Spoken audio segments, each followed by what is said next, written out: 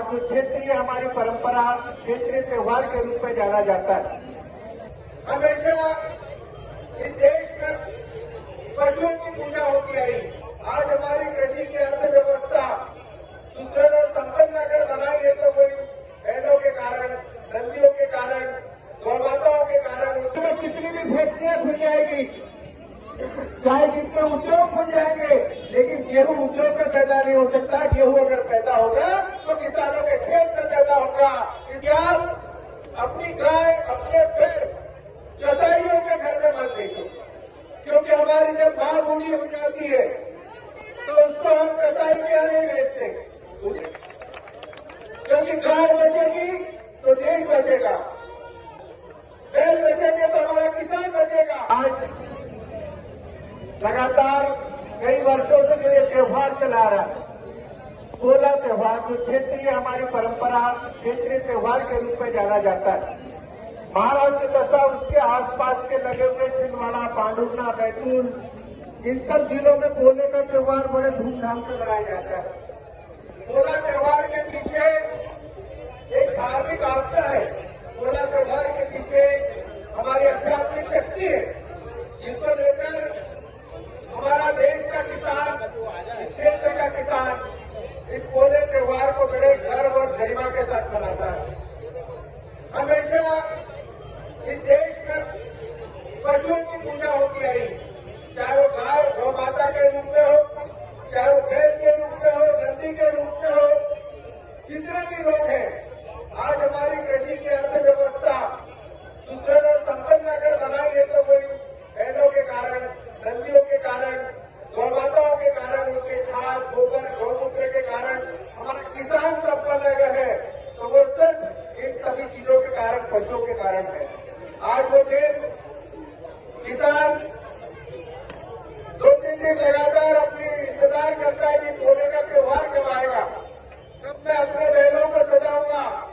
और बड़े बाजार में जब तोरण तोड़ने के लिए होड़ बजती है तो सारे किसान भाईचारा, प्रेम, शांति और अमन के साथ इस कार्य को संपन्न करते हैं। मैं धन्यवाद देना चाहता हूं सतीश गोडके जी को, उनकी पूरी टीम को, उनकी समिति को, कि जिन्होंने बहुत अच्छा आयोजन वार्षिक पोला के नाम से किया है। और ये निश्चित रूप से हमारे किसानों को समृद्ध और संपन्नशाली बनाने में बहुत बड़ा योगदान प्रदान करेगा। साथियों, इस देश में गाय की पूजा होती है। गौ माता हमारी, चाहे भगवान श्री कृष्ण की हम बात करें तो उनके नाम में भी गोपाल है, गोविंद है। और शिव जी की अगर हम बात करें तो उनके पास भी नंदी है। तो इस बात को हमको समझना है कि जब भगवान ने इन सबको स्वीकार किया, चाहे वो गौ माता के रूप में हो, नंदी के रूप में हो, पशु पक्षियों के रूप में हो, जब भगवान ने स्वयं स्वीकार किया, इस देश की अर्थव्यवस्था पहले किसानों के बलबूते पर चलती है। पर दुर्भाग्य इस बात का है कि देश का किसान जो रात दिन धूप, बारिश, गर्मी, अंधेरे में सांप बिच्छू के बीच में जाकर सिंचाई करता है, काम करता है खेतों में, तो वो अन्न उगाता है। दुनिया में कितनी भी फैक्ट्रियां खुल जाएगी, चाहे जितने उद्योग खुल जाएंगे, लेकिन गेहूं उद्योग में पैदा नहीं हो सकता। गेहूं अगर पैदा होगा तो किसानों के खेत में पैदा होगा। इस बात को हमको सबको समझने की जरूरत है।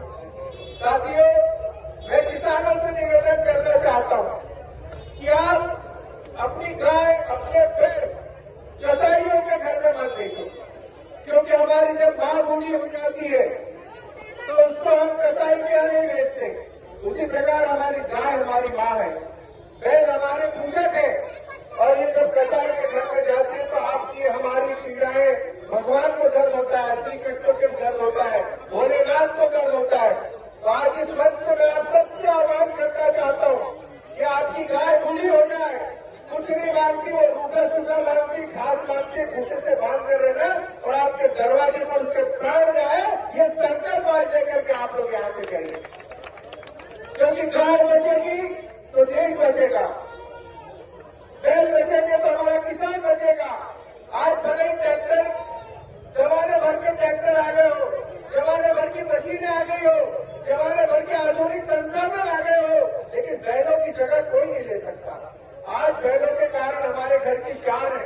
कई लोग तरसते हैं, जब बैलों का पोला आता है ना तो बहुत सारे किसान, अपनी चोरियां बहुत कम हो गई।